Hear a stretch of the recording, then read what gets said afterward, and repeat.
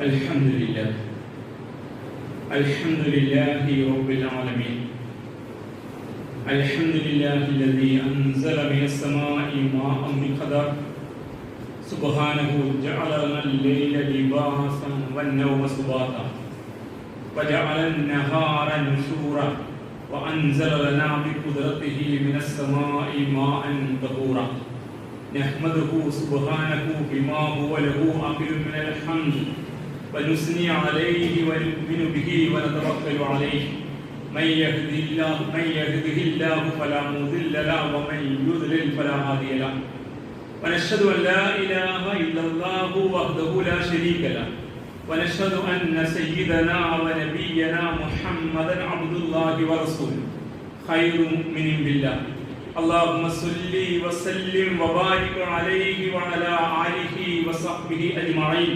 والتابعين لهم بإحسان إلى يوم الدين أما بعد فأوصيكم عباد الله بتقوى الله عز وجل جلاله فاتقوا الله حق تقاته تكونوا من الفائزين إن أريد إلا الإصلاح ما استطعت وما توفيقي إلا بالله عليه توكلت وإليه أنيب رب اشرح لي صدري ويسر لي أمري واحلل عقدة من لساني يفقهوا قولي أعوذ بالله من الشيطان الرجيم بسم الله الرحمن الرحيم وأطيعوا الله ورسوله ولا تنازعوا فتفشلوا وتذهب ريحكم واصبروا إن الله مع الصابرين صدق الله العلي العظيم ബഹുമാന്യരായ സത്യവിശ്വാസികളെ വിശ്വാസിനികളെ റബ്ബ് സുബ്ഹാനഹു വ തആലയുടെ കൽപ്പനകൾ ജീവിതത്തിലുടനീളം പാലിച്ചുകൊണ്ട്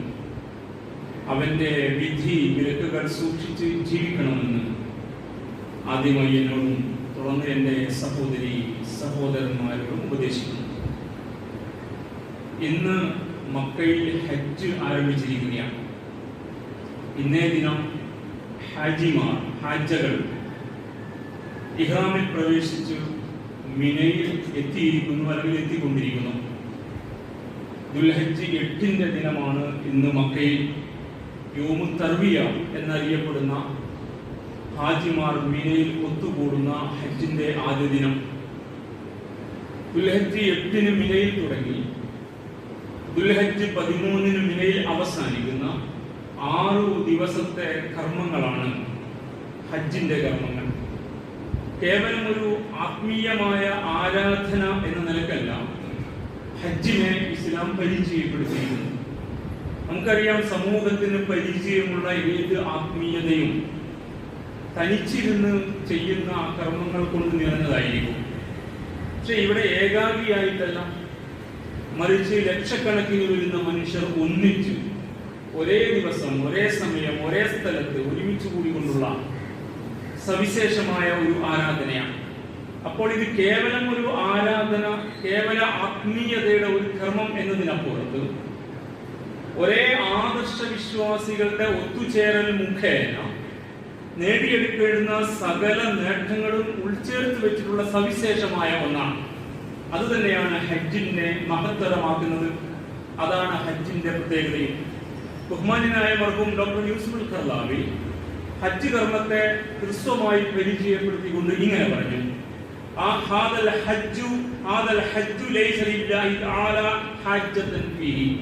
ഇത് അള്ളാഹുവിന്റെ ഒരാവശ്യമായിട്ടുള്ള ഒന്നല്ല.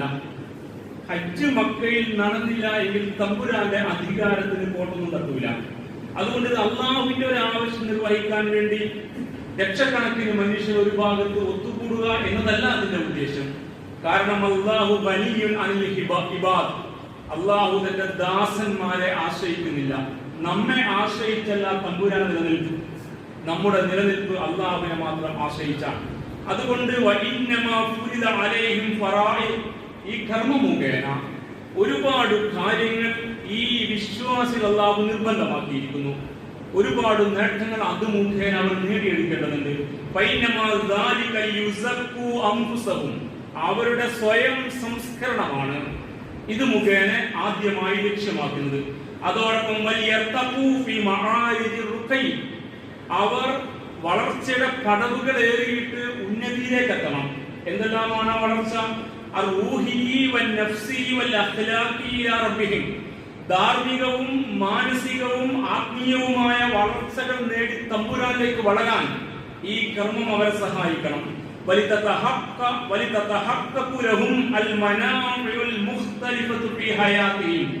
ഇത് മുഖേന അവരുടെ ജീവിതത്തിൽ ഒരുപാട് നേട്ടങ്ങൾ അവർ സാക്ഷാത്കരിക്കുകയും ചെയ്യണമെന്നാണ് ഈ ഉദാഹരണം വായിച്ചു കേൾപ്പിച്ചത്. കേവലം ഒരു ആരാധനയായിട്ടല്ല ഹജ്ജിനെ ഇസ്ലാം പരിചയപ്പെടുത്തിയത്. അങ്ങനെ ഒരു ആരാധനയായിരുന്നു എങ്കിൽ, ആത്മീയ ഭാവം നേടിയെടുക്കുന്ന ഒരു ക്രമമായിരുന്നു എങ്കിൽ ഇത്രയും മനുഷ്യരെ അവിടേക്ക് വിളിച്ചു കൂട്ടേണ്ട കാര്യം ഉണ്ടായിരുന്നില്ല. അത് അവിടെ തന്നെ വെച്ച് നിർവഹിക്കേണ്ടുന്ന രീതിയും ഉണ്ടായിരുന്നില്ല. മറിച്ച് ഈ സംഗമത്തിലൂടെ ഇത്രയും ആളുകൾ ഒത്തുകൂടുന്നതിലൂടെ ഒരേ ആദർശ വിശ്വാസം മുറുകെ പിടിക്കുന്ന ഒരു സമൂഹം അതുമുഖേന നേടേണ്ടുന്ന സകല നേട്ടങ്ങളും, അവിടെ ആത്മീയമായ സംസ്കരണവും, അവർ വളരേണ്ടുന്ന നേടേണ്ടുന്ന അവർ ഉയരത്തിൽ എത്തേണ്ടുന്ന എല്ലാ തലങ്ങളും അത് മുഖേന നേടിയെടുത്തുകൊണ്ട് ലക്ഷണമൊത്ത ഒരു സമൂഹമായി അത് മുഖേന നേടേണ്ട സകല നേട്ടങ്ങളും അവരുടെ ജീവിതത്തിൽ അത് മുഖേന നേടേണ്ടുന്ന എല്ലാ നേട്ടങ്ങളും അവർക്ക് സാക്ഷാത്കരിക്കാൻ കൂടി കഴിയേണ്ടതുണ്ട് എന്ന് കൃത്യമായി ഇസ്ലാമിലെ പണ്ഡിതന്മാർ ഈ കർമ്മത്തെ വിശകലനം എന്ന് പറഞ്ഞിട്ടുണ്ട്. അതുകൊണ്ട് മുസ്ലിം സമുദായത്തിന്റെ ആദർശ ഐക്യവും ഒരുമയും അവിടെ പ്രകടമാകും. ആത്മീയമായ ഏകതയും സാംസ്കാരികമായ ഔന്നിത്യവും ആ മണ്ണിൽ പ്രകടമാകും. അവിടെ ഉത്തരവാദിത്ത നിർവഹണവുമായി ബന്ധപ്പെട്ട സാമ്യത, അവർക്കെല്ലാവർക്കും ഒരു ഡ്യൂട്ടി നിർവഹിക്കാനുണ്ട് എന്ന തിരിച്ചറിവ്, അവിടെ നിയോഗവും ദൗത്യവുമായി ബന്ധപ്പെട്ട തിരിച്ചറിവ് എല്ലാം പ്രകടമാകുന്ന സവിശേഷമായ ഒരു സംഗമമാണ് ഈ ആരാധനയാകുന്ന ഹജ്ജ് കർമ്മത്തിലൂടെ നടക്കുന്നത് എന്നും അതുകൊണ്ട് ഈ ഒത്തുകൂടൽ ഏറെ സവിശേഷമാണെന്നും വളരെ കൃത്യമായിട്ട് പണ്ഡിതന്മാർ നിരീക്ഷിക്കുന്നു. അവിഷയമായ ഹജ്ജിന്റെ കർമ്മങ്ങളെ, അത് നിർവഹിക്കുന്ന ദിനങ്ങളെ, അത് നിർവഹിക്കപ്പെടുന്ന സ്ഥലങ്ങളെ, അതിന്റെ ചരിത്രപരമായ സ്മരണകളെ, അതിന്റെ പ്രാധാന്യത്തെ എല്ലാം ചേർത്ത് വെച്ചുകൊണ്ട് അതിനെ സമ്മറി ചെയ്തുകൊണ്ട് അഥവാ അതിനെ സമഗ്രമായി പ്രതിപാദിച്ചുകൊണ്ട് ഇസ്ലാമിലെ പണ്ഡിതന്മാർ ഇങ്ങനെ രേഖപ്പെടുത്തിയിരിക്കുന്നു. ലോകത്തിന്റെ നാനാഭാഗത്തു നിന്നും വ്യത്യസ്ത ടെറിട്ടറി മുസ്ലിമീങ്ങൾ അവിടെ ഒത്തുകൂടുന്നു. ഇവിടെ ഈ ചിരപുരാതനമായ ഭവനത്തിന്റെ അടുക്കൽ എല്ലാ ദിനവും 5 നേരം അവർ ആ ഭവനത്തിലേക്ക് മുഖം തിരിച്ചാണ് നിലകൊള്ളുന്നത്. ആ ഭവനത്തിന്റെ ലോകത്തിന്റെ വിവിധങ്ങളായ വിവിധങ്ങളായ ടെറിട്ടറികളിൽ നിന്ന് മനുഷ്യർ അവിടെ സമ്മേളിച്ചിരിക്കുന്നു. ഏതാണ് ഈ ഭവനം? ആ ഭവനത്തെയാണ് അവിടെ ഹൃദയം കൊണ്ടും മനസ്സുകൊണ്ടും അവർ അപ്പോൾ ലക്ഷ്യമാക്കുന്നത്.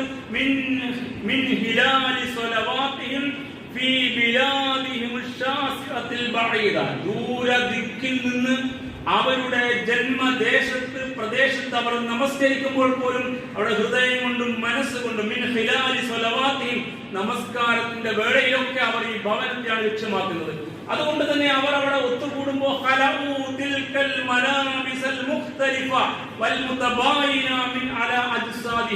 അതുകൊണ്ട് അവരുടെ നാട്ടിൽ അവരുടെ സംസ്കാരത്തിന്റെ അടയാളമായ വിവിധങ്ങളായ വസ്ത്രങ്ങൾ ഉണ്ടായിരുന്നു അവർക്ക്. അതൊക്കെ ഇപ്പോൾ അവർ അഴിച്ചു വെച്ചിരിക്കുന്നു. ഇപ്പോൾ അവർ ഒരേ വസ്ത്രമാണ് ധരിച്ചിരിക്കുന്നത്. അവരുടെ ശരീരത്തിലെ വസ്ത്രം വെളുത്ത വസ്ത്രമാണ്, ഇഹ്റാമിന്റെ വേഷം. ആ വെളുത്ത വസ്ത്രം പോലെ മനസ്സും അതുപോലെ വെളുത്തതായിരിക്കാൻ വേണ്ടി അവർ സമ്മേളിച്ചിരിക്കുകയാണ്. അവരുടെ പുറം ശുദ്ധമാണ്, അവർ കുളിച്ച് സുഗന്ധമൊക്കെ പൂശി ഇഹ്റാമിൽ പ്രവേശിക്കാൻ, അതുകൊണ്ട് ശരീരം വൃത്തിയുള്ളതാണ്. അതുപോലെ തന്നെ അവരുടെ ആന്തരവും അതുപോലെ അവരുടെ മനസ്സും അതുപോലെ വൃത്തിയുള്ളതായിരിക്കാൻ വേണ്ടി. അപ്പൊ മനസ്സും ശരീരവും വൃത്തിയുള്ള അവസ്ഥയിൽ വെള്ള വസ്ത്രം പോലെ തന്നെ ഹൃദയവും തൂവെള്ളയായിക്കൊണ്ട് എല്ലാവിധ അഴുക്കിൽ നിന്ന് മുക്തരായി അവരെ വേർതിരിക്കുന്ന വസ്ത്രത്തിന്റെ അടയാളങ്ങളും അലങ്കാരങ്ങളും അഴിച്ചുവെച്ച് ഒരേ വേഷം ധരിച്ച് അവരിതാ ഭവനത്തിന്റെ പരിസരത്ത് ഒത്തുകൂടിയിരിക്കുന്നു. വീണ്ടും തുടരുന്നു. ഇത് ഏറെ നിർവൃതിദായകമായ സന്തോഷം നൽകുന്ന ഭംഗിയുള്ള കാഴ്ചയാണ്. ആലോചിച്ച് നോക്കൂ നിങ്ങൾ. നിയന്ത്രണങ്ങളില്ലായിരുന്നു എങ്കിൽ എണ്ണങ്ങൾ പെരുകുമായിരുന്നു. നിയന്ത്രണം ഉള്ളത് കൊണ്ട് 20 ലക്ഷത്തിനും 22 ഇടയിലുള്ള ആളുകൾ മാത്രമാണ് ഇപ്പോൾ സാധ്യമായത്. പലർക്കും സാധ്യമായില്ല. അവിടെ ജോലി ചെയ്യുന്നവർക്ക് പോലും സാധ്യമായില്ല. ഇപ്പൊ നിയന്ത്രണം ഉണ്ടായിട്ടും വലിയ ഒരു സംഘം ഒരേ രീതിയിൽ, ഒരേ ലക്ഷ്യത്തിൽ, ഒരേ ഇടത്ത്, ഒരേ ദിവസം, ഒരേ സ്ഥലത്ത് എന്ന രീതിയിൽ സമ്മേളിച്ചിരിക്കുന്നു. ഈ കാഴ്ച ലോകത്ത് അത്ഭുതകരമായ ഒരേ ഒരു കാഴ്ചയാണ്. അതുകൊണ്ട് ഈ നിമിഷം ഏറെ ശ്രദ്ധേയമായതും ആനന്ദ നിർവൃതി നൽകുന്നതും ജമീല ഭംഗിയുള്ളതുമായ കാഴ്ചയാണ്. അവർ ഒന്നിച്ച് ചലിക്കുന്നു. ഇന്നവർ ഒന്നിച്ച് മിനയിലേക്ക് ചലിച്ചു. ഇനി നാളെ അവർ മിനയിൽ നിന്ന് ഒന്നിച്ച് ചലിക്കും. പിന്നീട് അതിമഹത്തായ നൃത്തമുണ്ട്. ഏറെ നിർണായകമായ ഹജ്ജിന്റെ മർമ്മമായ ക്രമം ആ അറഫയിൽ അവർ നിൽക്കുകയും ചെയ്യും.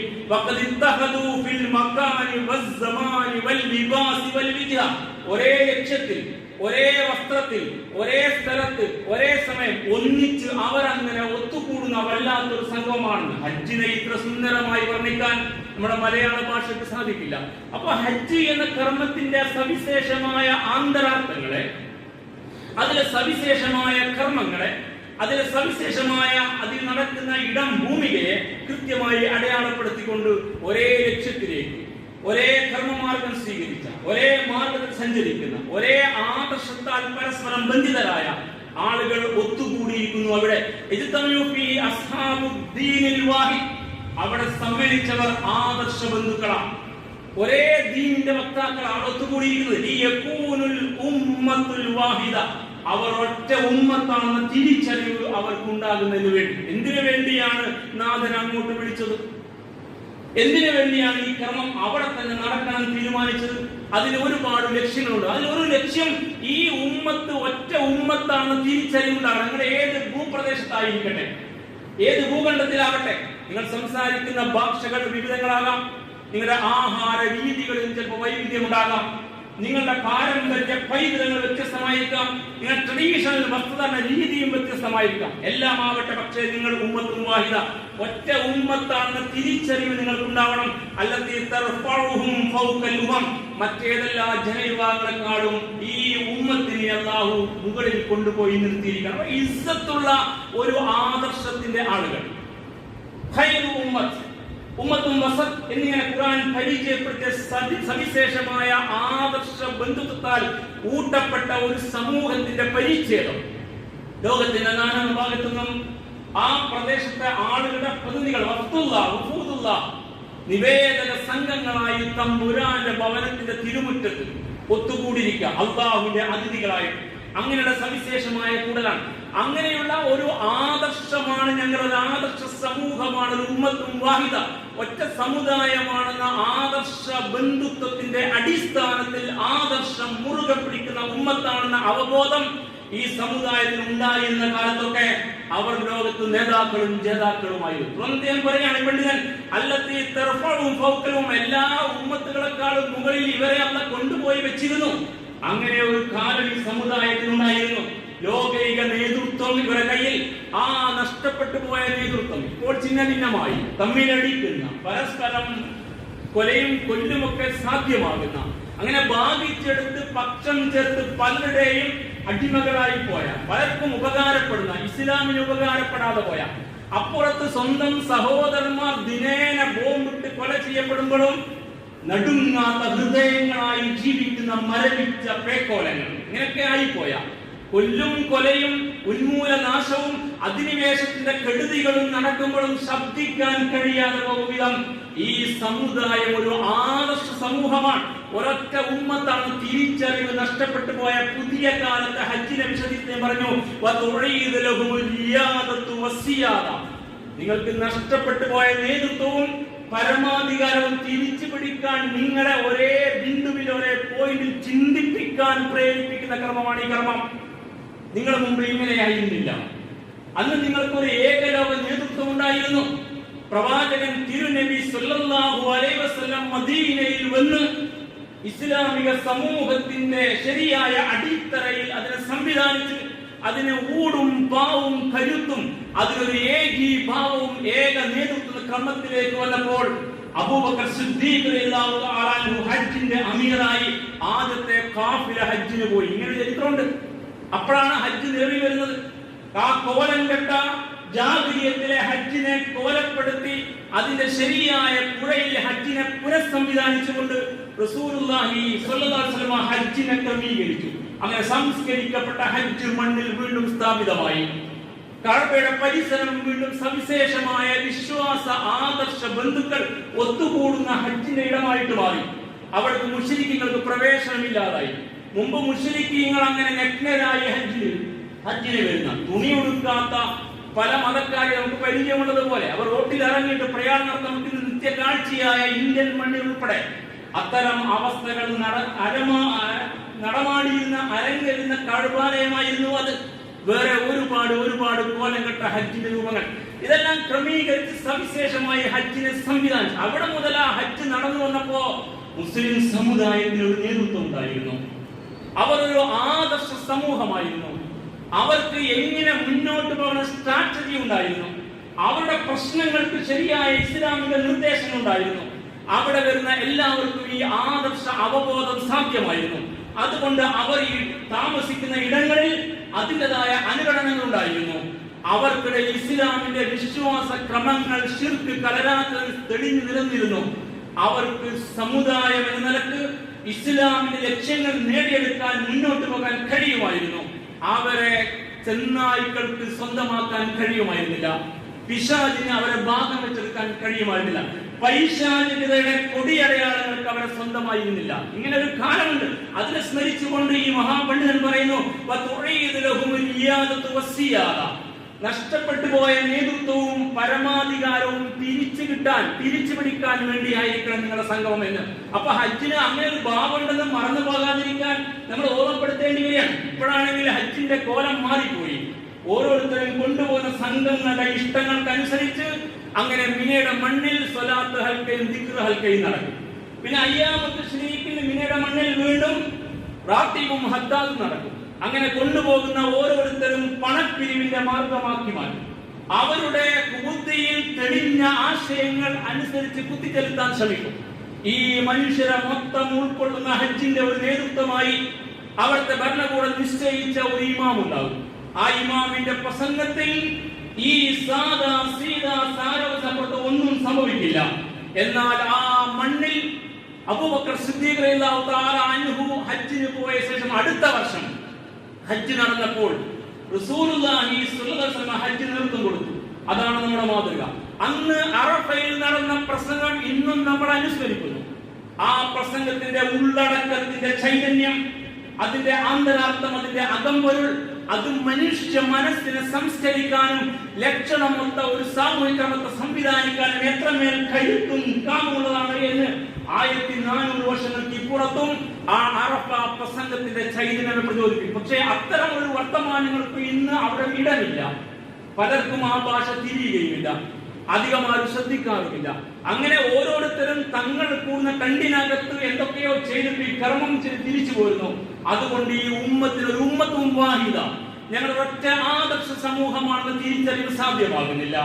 ഞങ്ങൾ അല്ലാഹുവിന്റെ ദീനിന്റെ മാർഗത്തിൽ ഈ അറഫ മണ്ണ് തിരിച്ചു പോകുമ്പോ ആ റസൂലുള്ളാഹി ഏൽപ്പിച്ച നിയോഗം ഏറ്റെടുക്കുന്ന തിരിച്ചറിവും കിട്ടുന്നില്ല. അതുകൊണ്ട് യഥാർത്ഥ ചൈതന്യം ചോർന്നു പോയ ഒരു കർമ്മമായിട്ട് ഈ കർമ്മത്തെ നമ്മൾ അനുഭവിക്കേണ്ടി വരുന്നു. അതുകൊണ്ട് ഉൾക്കാഴ്ചയുള്ള പണ്ഡിതന്മാർ പറയുന്നു, നിങ്ങൾക്ക് നഷ്ടപ്പെട്ടു പോയ ആ നേതൃത്വം ഉണ്ടായിരുന്നു എങ്കിൽ, നിങ്ങളെ ഒന്നിച്ച് കോർത്തിണക്കുന്ന ഇസ്ലാമിക ചിന്തയിൽ പ്രചോദിപ്പിക്കുന്ന, ഇസ്ലാമിന്റെ വെളിച്ചത്തിൽ പ്രകാശിപ്പിക്കുന്ന, നിങ്ങളുടെ നാട്ടിൽ തിരിച്ചെന്നാൽ നിങ്ങൾക്ക് ചെയ്യാനുള്ള നിയോഗങ്ങളെ ഓർമ്മപ്പെടുത്തുന്ന, നിങ്ങൾ അനുഭവിക്കുന്ന പ്രശ്നങ്ങളുടെ മുമ്പിൽ ഇസ്ലാമിക പരിഹാരം നിർദ്ദേശിക്കുന്ന ആ നേതൃത്വവും പരമാധികാരവും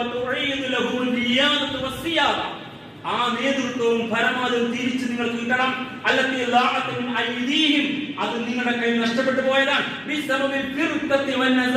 നിങ്ങൾക്കുള്ള ഭിന്നത കൊണ്ടും അഭിപ്രായ വ്യത്യാസം കൊണ്ടും ഐക്യമില്ലായ്മ കൊണ്ടും നിങ്ങൾ നഷ്ടപ്പെടുത്തി കളഞ്ഞ ആ ഏകീഭാവമുള്ള ഉമ്മത്ത് എന്ന സങ്കല്പമുണ്ടല്ലോ, അത് നഷ്ടപ്പെട്ടു പോയപ്പോൾ നിങ്ങൾ ഇപ്പോൾ അനുഭവിച്ചുകൊണ്ടിരിക്കുക. അതുകൊണ്ട്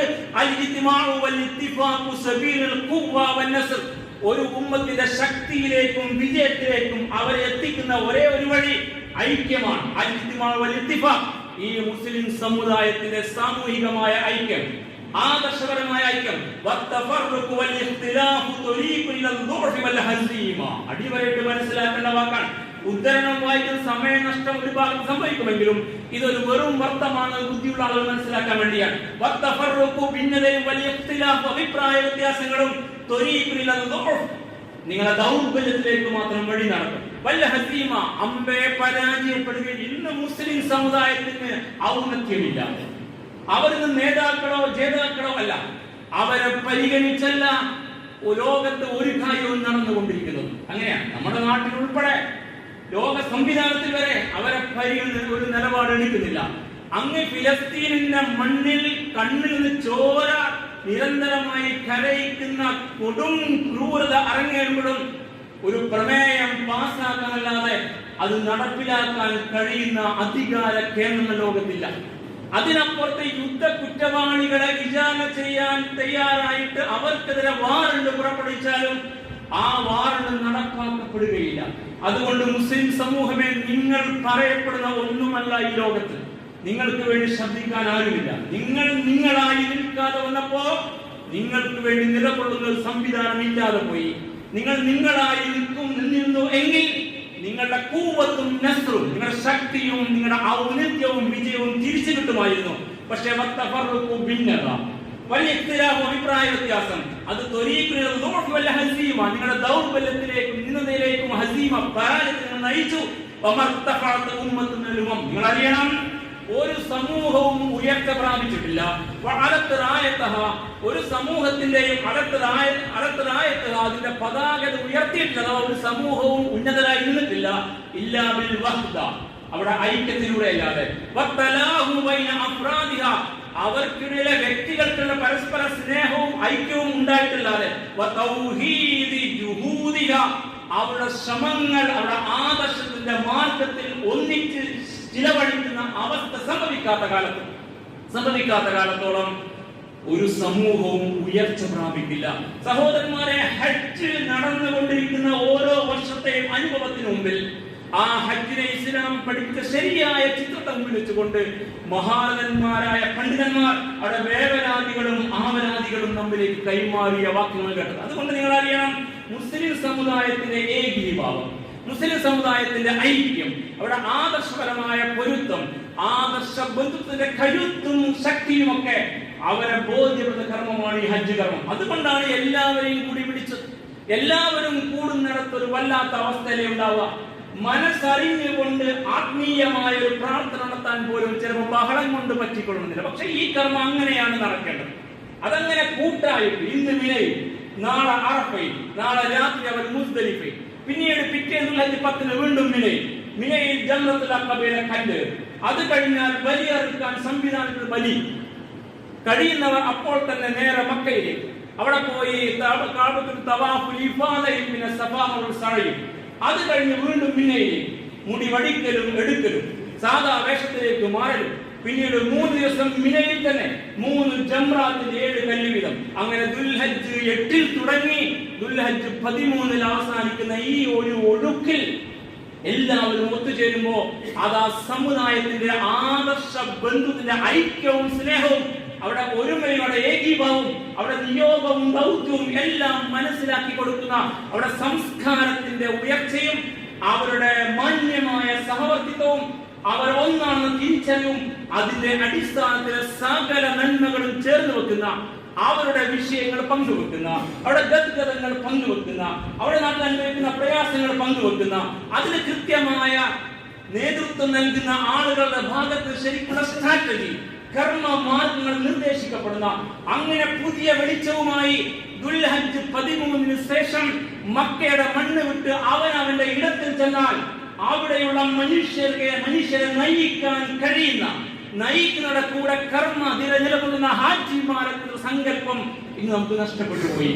അതുകൊണ്ട് ഹജ്ജ് കഴിഞ്ഞു വന്നാൽ 5 നേരം പള്ളിയിൽ നിസ്കരിക്കുന്നു, സുഖമായി ഉണ്ട് ഉറങ്ങുന്നു, പിന്നെ ഒന്നും ചെയ്യാൻ വിചാരിച്ചു പോയ കുറെ വാർദ്ധക്യത്തിൽ ഹജ്ജ് ചെയ്ത ആളുകളുടെ ഒരു കൂട്ടമായിട്ട് ഞാനത് വിമർശിക്കുകയില്ല.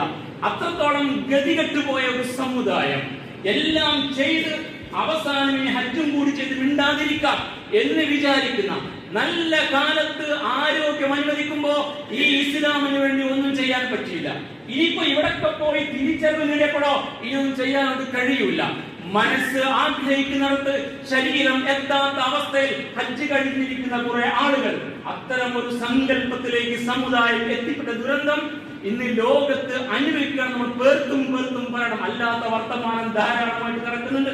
ഹജ്ജിന്റെ കർമ്മങ്ങൾ, അതിന്റെ റുക്കിന്, ഷർത്ത്, ഫർദ്, അതൊക്കെ നമ്മൾ കേട്ടോണ്ടിരിക്കുക. ഹജ്ജിനകത്ത് മാത്രം കേൾക്കേണ്ട ഒന്നാണ്. ബാക്കിയുള്ള പൊതുബോധം ഉണ്ടായാൽ മതി. പക്ഷെ മർമ്മം ഇതാണ്. അതുകൊണ്ട് നിങ്ങൾ ഐക്യം നഷ്ടപ്പെട്ട ഒരു സമുദായം വിജയിക്കില്ല. അത് വിശുദ്ധ ഖുർആന്റെ പാഠമാണ്, തിരുവചനത്തിന്റെ പാഠമാണ്. വിശുദ്ധ ഖുർആൻ പറയുന്നു, മുഖത്തിൽ ഓതി വെച്ച സൂക്തം അൻഫാൽ 46, നിങ്ങൾ അല്ലാഹുവിനെ അനുസരിക്കണം, തിരുദൂതരെയും അനുസരിക്കണം, ഭിന്നിക്കാൻ പാടില്ല. ഇസ്ലാമായിരിക്കണം മുഖ്യം, കിതാബും സുന്നത്തുമായിരിക്കണം പ്രാധാന്യം. നിങ്ങളെ യോജിപ്പിക്കേണ്ടുന്ന തന്തു, നിങ്ങളെ ഒരുമിപ്പിക്കുന്ന ചരട്, നിങ്ങളെ ചേർത്ത് വെക്കുന്ന വളയം കിതാബും സുന്നത്തുമായിരിക്കണം. കിതാബും സുന്നത്തും നിങ്ങൾക്ക് പുണ്യം കിട്ടാനുള്ള ചില ഉപാധികളായി. അതുകൊണ്ട് ഓതിയിട്ട് ഗ്രന്ഥം എടുത്തു വെച്ചു. പിന്നെ നിങ്ങളെ കാഴ്ചപ്പാട് നയിക്കുന്നത് ഇസങ്ങളാണ്, പ്രത്യയശാസ്ത്രങ്ങളാണ്, പാർട്ടികളാണ്, കൊടികളാണ്, നേതാക്കന്മാരാണ്, നിങ്ങളുടെ താല്പര്യങ്ങളാണ്, പൈശാചികതയാണ്. ഈ അവസ്ഥയിൽ ഒരു സമുദായം വിജയിക്കില്ല. ഇത് വളരെ കൃത്യമാണ്. ഹജ്ജിനെ വെച്ചുകൊണ്ട് പഠിപ്പിക്കുന്ന പാഠമാണ്. നിങ്ങൾ അല്ലാഹുവിനെയും റസൂലിനെയും അനുസരിക്കണം. നിങ്ങൾ ഭിന്നിക്കരുത്. നിങ്ങൾ പരാജയപ്പെടും, ഉറപ്പാണ്. നിങ്ങൾ ജയിക്കില്ല. അതുകൊണ്ട് ഒരു ഭാഗത്ത് നിങ്ങളെ കൊന്നു തിന്നുന്നു, ഇപ്പുറത്ത് സുഭിക്ഷമായി ആഹരിച്ചുറങ്ങുന്നു. അപ്പുറത്ത് ഫിലിസ്തീനിൽ ഇത് നടക്കുന്നു, ഇപ്പുറത്ത് നിങ്ങൾ മിണ്ടുന്നേയില്ല. നിങ്ങൾ സുഖമായി നിസ്കരിക്കും. നിങ്ങളുടെ പള്ളികൾ സജീവമാണ്. അത് ഏറ്റവും മേൽത്തരം ഭംഗിയുള്ള പള്ളികളാണ്. അവിടുത്തെ ബാങ്കിന്റെ രീതികൾക്ക് താളാത്മകതയുടെ വലിയ സൗന്ദര്യമുണ്ട്. ചിലപ്പോൾ അത് നിങ്ങളുടെ മൊബൈലിൽ ആ ശബ്ദ മാധുരിയാൽ നിങ്ങൾ കൊണ്ട് നടക്കുന്നുണ്ടാകാം. പക്ഷെ അതിലത്തെ ജീവിതങ്ങളെ നിങ്ങളെ ഇളക്കുന്നില്ല. അതിലെ ഷഹാദത്ത് കലിമ, അതേ കലിമ ചൊല്ലിയിട്ടുള്ള ആളുകൾ മരിച്ചു വീഴും. കൊച്ചു കുഞ്ഞുങ്ങൾ വരെ മരിച്ചു വീഴുമ്പോ ഇതേ കലിമ അവർ മുടക്കുന്നത് നിങ്ങളുടെ മനസ്സിൽ ഏശുന്നില്ല. ഭക്ഷണം കിട്ടാതെ കുഞ്ഞുങ്ങൾ പാത്രം കൊണ്ട് വിയർത്ത് കുടിച്ച് ചൂടിൽ ഒരിക്കൽ വെള്ളം പിടിക്കാനില്ലാതെ വീട്ടിലെ ഉമ്മമാര് കൊടുത്തയച്ച ചെമ്പും താങ്ങിപ്പിടിച്ച് നിൽക്കുന്ന കാഴ്ച ലൈവായിട്ട് കാണുമ്പോഴും നമ്മുടെ തീൻമേശയിലെ രുചി വൈവിധ്യങ്ങൾ നമുക്ക് ഒരിക്കലും അലോസരം സൃഷ്ടിക്കുന്നില്ല. അങ്ങനെ ഒരു സമൂഹം, വൈദ്യുതത്തിന്റെ ഈ കാഴ്ച, ഇവരൊക്കെ ഒത്തുകൂടുന്ന ഒരു ഏക ലോക സാമൂഹ്യ ക്രമത്തിന്റെ ഉദാത്തമായ ഒരു സംഗമം തമ്പുരാൻ ചേർത്ത് വെച്ചിരിക്കെ അതിലൊരു പ്രതികരണം ഉണ്ടാവുന്നില്ല, ഒരു പ്രതിഫലനം ഉണ്ടാവുന്നില്ല. അപ്പുറത്തെ റോഹിംഗ്യകൾ താമസിക്കുന്ന ഇടങ്ങൾ റോഡുകൾ ബ്ലോക്ക് ചെയ്ത് റോഡിന്റെ ഗതാഗത വലിയ സംവിധാനത്തിൽ തകർത്ത് ആ ഗ്രാമങ്ങളെ, പട്ടണങ്ങളെ കത്തിച്ചു കളയുമ്പോൾ മനുഷ്യൻ ജീവനോടെ കത്തി എരിയിൽ വീഴുന്ന കാഴ്ച അപ്പുറത്ത് കാണുമ്പോഴും ഒട്ടും അലോസരം സംഭവിക്കുന്നില്ല. അങ്ങനെയാണ് പോയാൽ പരസ്പരം മുസ്ലിം സമൂഹത്തിൽപ്പെട്ടവർ തമ്മിലടിക്കുന്ന ആഫ്രിക്കൻ കാഴ്ചകൾ, സിറിയൻ കാഴ്ചകൾ, മുമ്പത്തെ ഇറാഖിന്റെ കാഴ്ചകൾ, ഇങ്ങനെ ഒരുപാട് കാഴ്ചകൾ. ഇതെല്ലാം നടക്കുന്ന ഒരു ലോകത്ത് ഒരു സമുദായത്തിന്റെ ഇസ്സത്തിനെ കുറിച്ച് നമുക്ക് വല്ലപ്പോഴും ചിന്തയുണ്ടായോ? എങ്കിൽ ഈ ഐക്യമുള്ള ആദർശ ബന്ധുക്കളുടെ വർഷമുള്ള മഹാസമ്മേളനം സംഘാടകൻ തമ്പുരാൻ തുടങ്ങേണ്ട സമയവും ദിവസവും തീരുമാനിച്ചതവൻ, ഓരോ ദിവസവും ഇവരെവിടെയാവണം എന്ന് തീരുമാനിച്ചതും അവൻ, അത് അവസാനിക്കേണ്ട സമയവും തീരുമാനിച്ചവൻ. ഇങ്ങനെ വർഷത്തിൽ കൃത്യമായി ഭൂമുഖത്ത് ഒരു സംഘം ഏതെങ്കിലും ഒരു സമുദായത്തിന് ഉണ്ടെങ്കിൽ അത് ഈ തമ്പുരാന്റെ ഭവനത്തിൽ അള്ള വെച്ച ക്രമമാണ്. പക്ഷെ അത്തരം ഒരു ലോക മഹാസമ്മേളനം കൊണ്ട് ഈ സമുദായം ഒരടിയെങ്കിലും മുന്നോട്ട് പോയോ ഓരോ ഹജ്ജ് കഴിയുമ്പോഴും? എന്നാൽ ഈ ഹജ്ജിൽ പങ്കെടുത്തവരുടെ ആത്മീയമായ വളർച്ച കൊണ്ട് ഈ ദീന് വല്ല ഗുണമുണ്ടായോ? ഞാനും നിങ്ങൾ നിസ്കരിച്ച് നോമ്പ് നോറ്റ് ഹജ്ജ് ഉംറ ജീവിച്ചാൽ നമ്മുടെ പരലോകം ഒരുപാട് രക്ഷപ്പെട്ടേക്കാം, ഇഖ്ലാസ് ഉള്ളവരാണെങ്കിൽ, ദീനോട് കൂറുള്ളവരാണെങ്കിൽ. പക്ഷെ അതുകൊണ്ട് പോലും ഈ ഇസ്ലാമിന് എന്ത് ഗുണം? ഈ മുസൽമാന്മാർക്ക് എന്ത് ഗുണം? ഈ ആദർശത്തിനും ആദർശ ബന്ധുക്കൾക്ക് നേട്ടം. നമ്മുടെ ശ്രമവും കഴിവും നാം ചിലവഴിച്ചത് ഇസ്ലാം വിരുദ്ധ ആശയങ്ങൾക്ക് വേണ്ടിയാണെങ്കിൽ, നമ്മുടെ സ്വയം താല്പര്യം സംരക്ഷണത്തിന് വേണ്ടിയാണെങ്കിൽ, നമ്മുടെ ഉള്ളിലെ പൈശാചികതയുടെ ദാഹങ്ങളെ തീർക്കാനാണെങ്കിൽ, ഈ ഇബാദത്ത് കൊണ്ട് വല്ല ഗുണവും ഇസ്ലാമിന് കിട്ടുമോ എന്ന് ചിന്തിക്കാൻ നമുക്ക് സാധ്യമാകണം. കാരണം ഇത് അള്ളാഹ് ഇസ്ലാമിന് അവിടെ പിടിച്ചു കൂട്ടിയിരിക്കുക. അതുകൊണ്ട് ആ പണച്ചെലവുള്ളത് കൊണ്ട് പോകാൻ ബുദ്ധിമുട്ടും ഉദ്ദേശിച്ചു പോകാൻ പറ്റാത്തതുമൊക്കെ അതുകൊണ്ടാണ് എല്ലാവർക്കും പോകാൻ കഴിയാത്തതും. അപ്പൊ ഇത്തരം ഒരു കർമ്മം. അതുകൊണ്ട് നിങ്ങൾ ഭിന്നിച്ച് മുന്നോട്ട് പോയാൽ പരാജയപ്പെടും. നിങ്ങളെ കാറ്റ് പോകും. കാറ്റ് പോയ ഒരു സമുദായം. ഇപ്പോൾ ഇതിന് ഉശിരില്ല, ഉയിരില്ല, ഇതിനാരും വില വെക്കില്ല, ഇതിനാർക്കും വിഷയമല്ല. അതുകൊണ്ട് തോറ്റാലും ജയിച്ചാലും പാർട്ടികൾ നിങ്ങളെ കുറ്റപ്പെടും. നിങ്ങൾ കാരണം തോറ്റു എന്ന് പറയും. ഇങ്ങനെയാണ്. അതാണ് ഇപ്പൊ വിഷയവിലയിരുത്തൽ. അതുകൊണ്ട് നിങ്ങളൊരു പ്രശ്നക്കാർ മാത്രമാണ്. ഏതെങ്കിലും നിലക്ക് എല്ലാം നിങ്ങളുടെ തലയിൽ വെച്ച് കെട്ടി അവർ പിന്നെയും വേറെ തത്വശാസ്ത്രം പറഞ്ഞുകൊണ്ട് നടക്കും. ഇതാണ് സഹോദരന്മാരെ യഥാർത്ഥ വസ്തുത. ഇത് പറയുമ്പോ കേൾക്കാൻ ഇതിന് പ്രയാസം തോന്നാം. പക്ഷെ ഇത് കേൾക്കാതിരുന്നാൽ ഇതൊന്നും ഒരു ജീവനില്ലാത്ത ചടങ്ങല്ല ഇസ്ലാമിൽ. ഇതിനൊരു കൃത്യമായ ലക്ഷ്യമാണ്. അപ്പൊ അല്ലാഹു പറയാൻ, നിങ്ങൾ അല്ലാഹനെ അനുസരിക്കുന്ന, പ്രവാചകനെ അനുസരിക്കുന്ന, നിങ്ങൾ ഇസ്ലാമിന്റെ ആദർശം മുറുകെ പിടിക്കുന്ന സമൂഹമായി മാറണം. വല തനാസറു, ഭിന്നിക്കരുത്. ഫതഫ്ശറു, എങ്കിൽ നിങ്ങൾ പരാജയപ്പെടും. വതദ്ഹബ റീഹ്, നിങ്ങൾ കാറ്റ് പോയി പോകും. വസ്ബിറു, നിങ്ങൾ ഈ ആദർശത്തിന്റെ മാർഗ്ഗത്തിൽ ഉറച്ചു നിൽക്കണം. നിങ്ങൾ ഈ ആദർശത്തിന്റെ വഴി ഉറച്ചു നിൽക്കണം. അതാണ് ഇസ്ലാം പഠിപ്പിച്ച സബർ. അങ്ങനെ നിങ്ങൾ വസ്ബിറു ഇന്നല്ലാഹ മഅസ്സബിരീൻ, അത്തരം ആദർശം മുറുകെ പിടിച്ച് ഇസ്ലാമിനെ മുഖ്യ വിഷയമായി കൊണ്ടുകൊണ്ട് ഇസ്ലാമിന്റെ താല്പര്യങ്ങൾക്ക് വേണ്ടി ലക്ഷണമൊത്ത മുസൽമാന്മാർ നിലകൊള്ളുന്ന ഒരു സാമൂഹ്യ ക്രമം നിങ്ങൾ സംവിധാനിക്കുന്നതിലൂടെ ലോകത്തും നിങ്ങളുടെ നാട്ടിലും നിങ്ങൾ വിജയിക്കും. ഇന്നല്ലാഹ മഅസ്സബിരീൻ, അത്തരം ആളുകളെ കൂടെ മാത്രമേ അല്ലാഹു ഉണ്ടാകൂ എന്ന് സൂറ അംഫാൽ 46 റസൂലുള്ളാഹി പറയുന്നു. അബൂ മസ്ഊദ് റളിയല്ലാഹു തആല ഉദ്ധരിക്കുന്ന ഹദീസ്, കാന റസൂലുള്ളാഹി യംസഹു മനാകിബനാ ഫിസ്സലാ, ഞങ്ങൾ മദീന അവിടെ നിസ്കരിക്കാൻ നിൽക്കുന്ന മടമ്പ് കാലുകൾ നേരെ ഒപ്പമാക്കിയിട്ട് റസൂൽ ഇങ്ങനെ സഫ് ശരിയാക്കാൻ വേണ്ടി ഇടപെടും.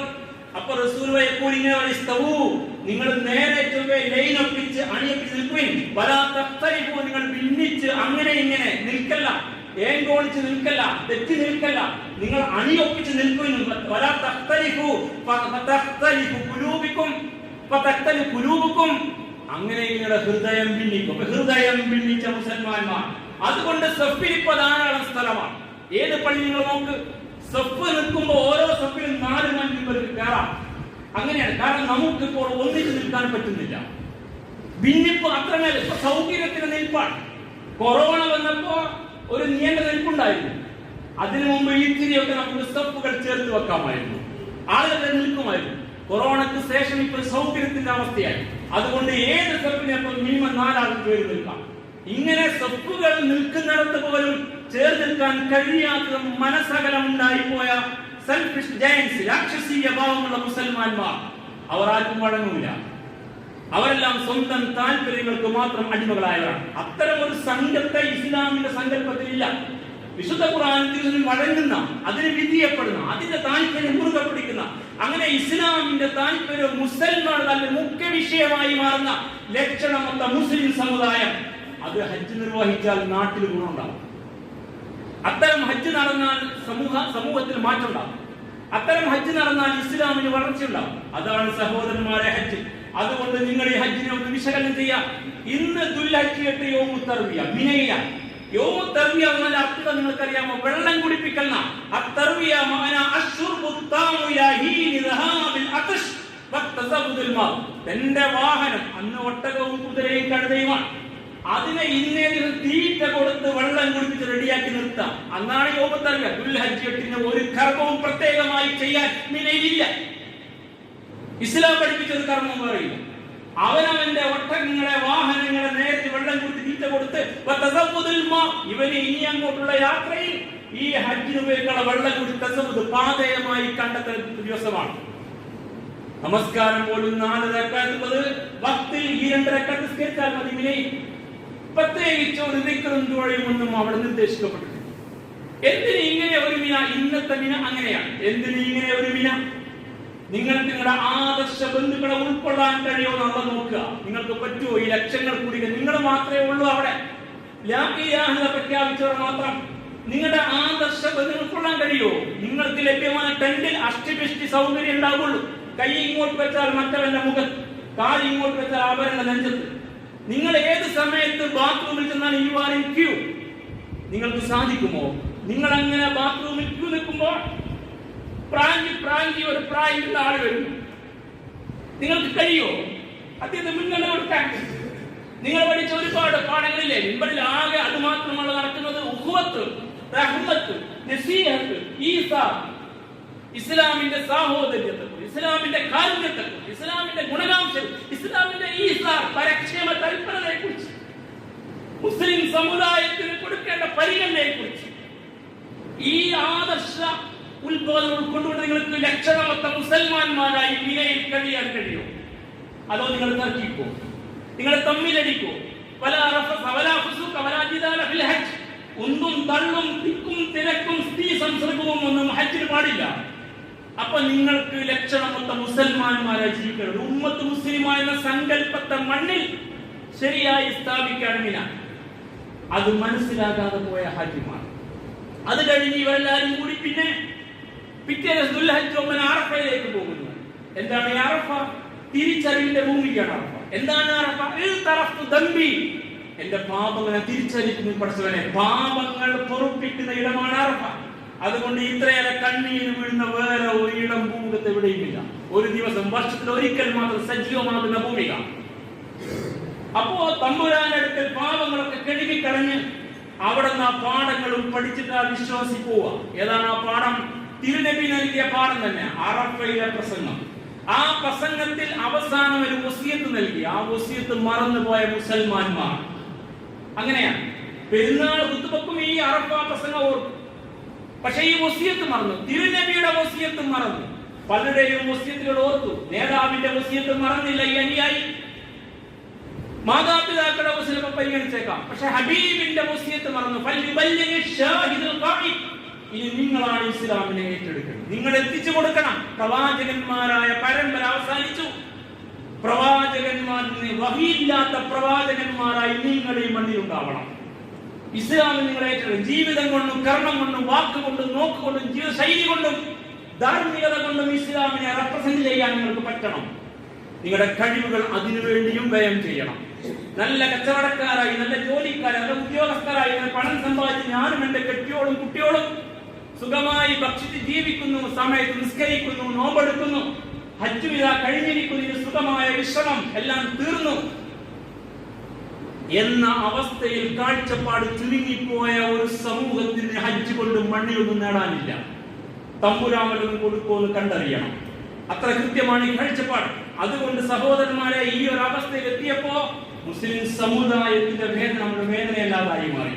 റസൂലുള്ളാഹി പഠിപ്പിച്ച മുസൽമാന്മാർ അൽ മുസ്ലിമൂന കർദുലിൽ വാജ്, ഒറ്റ ശരീരം പോലെ, ഒരു മനുഷ്യനെ പോലെയാണ് മുസ്ലിമീങ്ങൾ.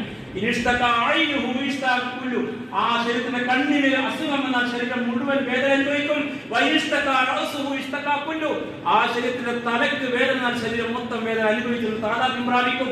അങ്ങനെയുള്ള ഒരു ശരീരം പോലെ മുസൽമാന്മാർ ഒന്നിച്ച് ആവേണ്ടതായിരുന്നു. പക്ഷേ അപ്പുറത്തെ ദുരനുഭവം നമ്മെ വേദനിപ്പിക്കുന്നില്ല, ഇപ്പുറത്തെ കൊല്ലും പോലെ നമ്മെ അലട്ടുന്നില്ല. നമുക്കിടയിൽ പോലും പാർട്ടികൾക്ക് വേണ്ടി നമ്മൾ വീതം വെക്കപ്പെട്ടപ്പോൾ നമ്മുടെ വിഷയം പോലും കാഴ്ചപ്പാട് മാറിപ്പോയി. അവൻ ആ പാർട്ടിക്കാരനാണ്, അതുകൊണ്ട് അവൻ അങ്ങനെ തന്നെ വേണം.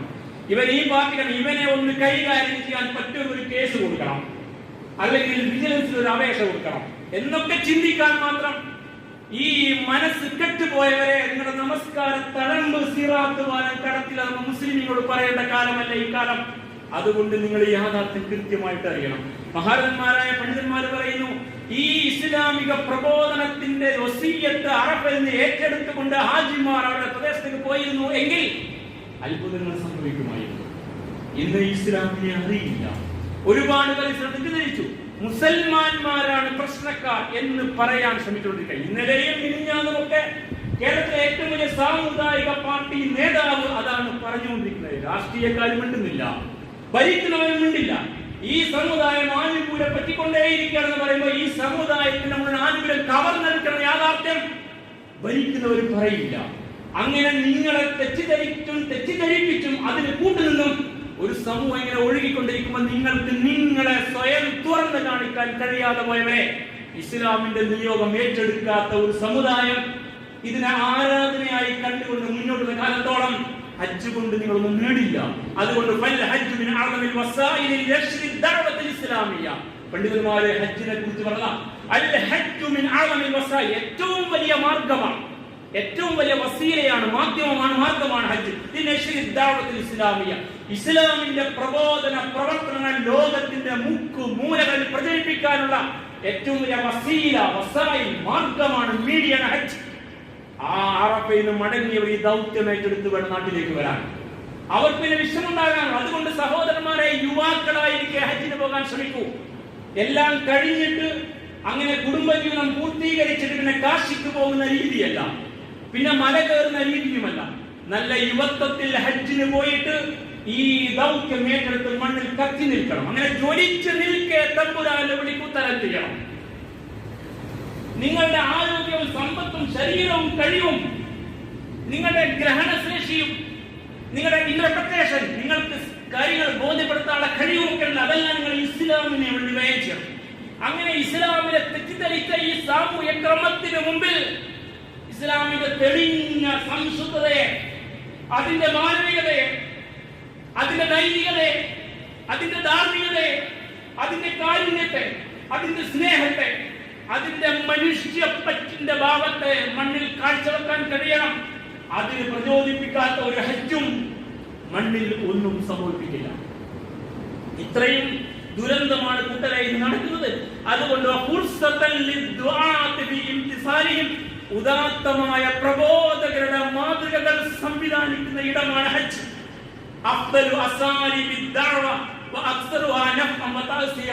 ഇസ്ലാമിക ദൗത്യ നിയോഗ നിർവഹണത്തിന്റെ ഉദാത്തമായ ശൈലികളും അതിന്റെ ഉപകാരപ്രദമായ സ്വാധീനങ്ങളും ഒക്കെ നേടാൻ അറഫയുടെ മണ്ണും ഹജ്ജും സഹായിക്കണം. അങ്ങനെ ഈ അറഫയിലെ തിരിച്ചറിവ് കഴിഞ്ഞവർ രാത്രി മുസ്ദലിഫയില, അവിടെയാണ് തങ്ങുന്നത്. അതിന് മുസ്ദലിഫ എന്ന പ്രയോഗമല്ല ഖുർആൻ, മഷ്അറുൽ ഹറാം എന്ന വിശുദ്ധ ഖുർആൻ വളരെ കൃത്യമായി അതുമായി ബന്ധപ്പെട്ട സൂറ അൽ ബഖറയിലെ ആയത്തിൽ പറയുന്നു, ഫദ്കുറുല്ലാഹ ഇൻദൽ മഷ്അറിൽ ഹറാം. അറഫയിൽ മടങ്ങുമ്പോൾ മഷ്അറുൽ ഹറാമിൽ വെച്ച് അല്ലാഹുവിനെ സ്മരിക്കണം. രാത്രി തങ്ങണം. മഷ്അർ എന്ന അവബോധം എന്നാണ്, തിരിച്ചറിവ്, കാഴ്ചപ്പാട്, ഉൾക്കാഴ്ച.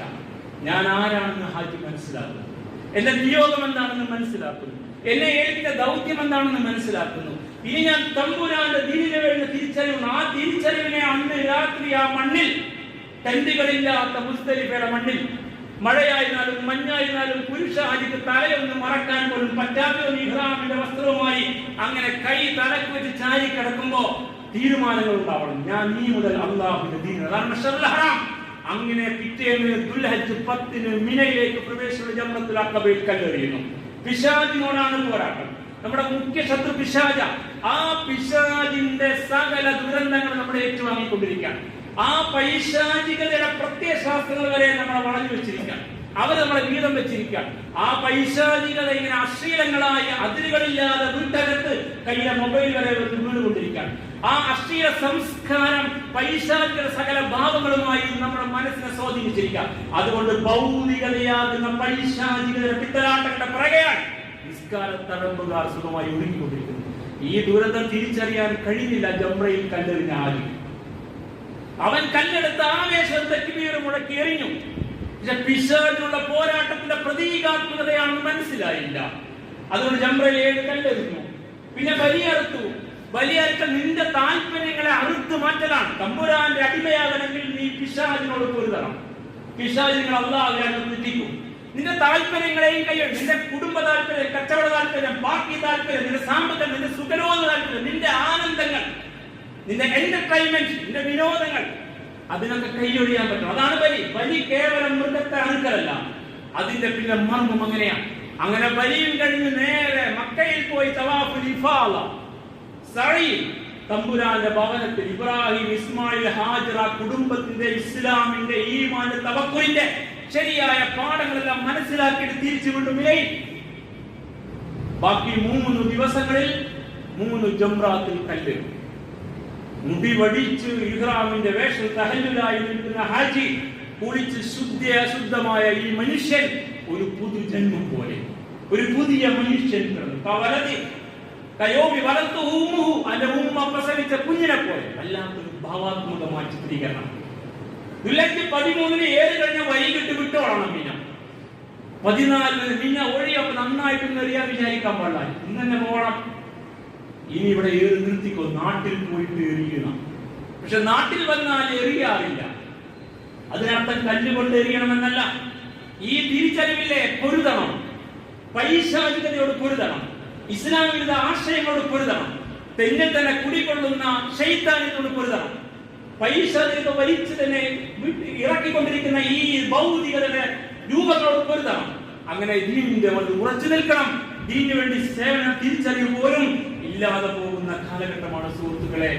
ഇതെല്ലാം പഠിപ്പിക്കുന്ന അടയാളങ്ങളാണ്. റസൂലുള്ളാഹി പറഞ്ഞു, ഇന്നമാ ജഅല തവാഫ ബിൽ ബൈത്ത്, ആ ഭാഗത്തിൽ തവാഫ് നിശ്ചയിച്ചതും വസ്സഈ ബൈന സഫാ വൽ മർവ, സഫാ മർവ സഈ നിർണയിച്ചതുമൊക്കെ വറമിയുൽ ജിമാർ, ജംറാത്തുൽ കല്ലേറ് നിർവഹിക്കാൻ വേണ്ടി കൽപ്പിച്ചതൊക്കെ ഈ ഇഖാമത്ത് ദിക്റില്ല.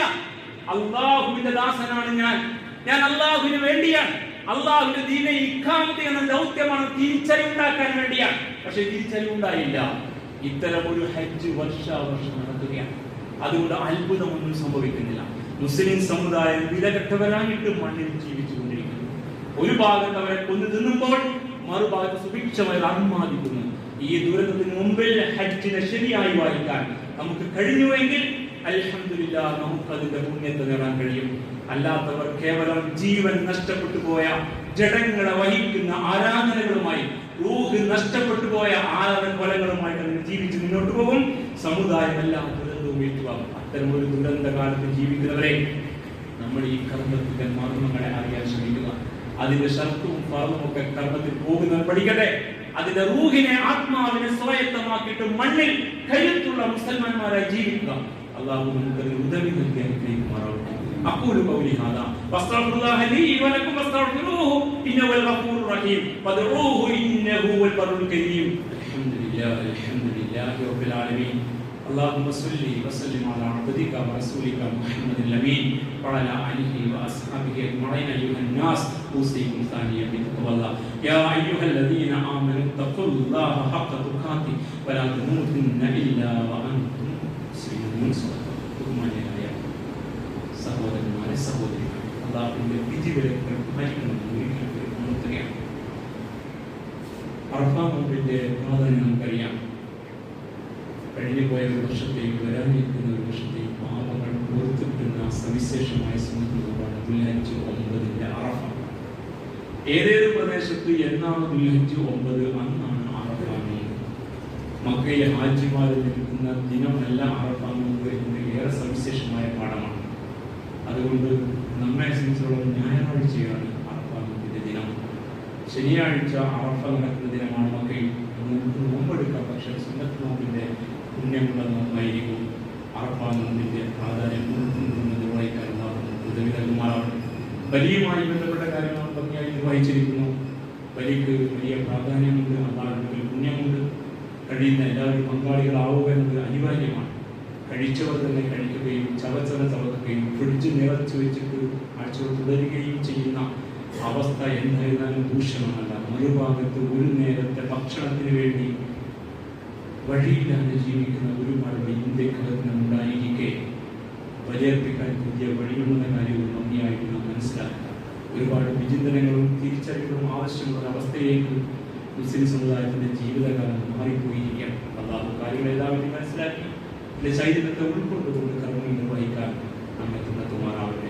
അവരുടെ ഇഷ്ടദാസന്മാർ ഉൾപ്പെടുത്തുമാറാവട്ടെ. അങ്ങനെ നിശ്ചയമാറാവട്ടെ. നമ്മുടെ കർമ്മങ്ങൾ സ്വീകരിക്കുമാറാവട്ടെ. ربنا آتنا في الدنيا حسنة وفي الآخرة حسنة وقنا عذاب النار.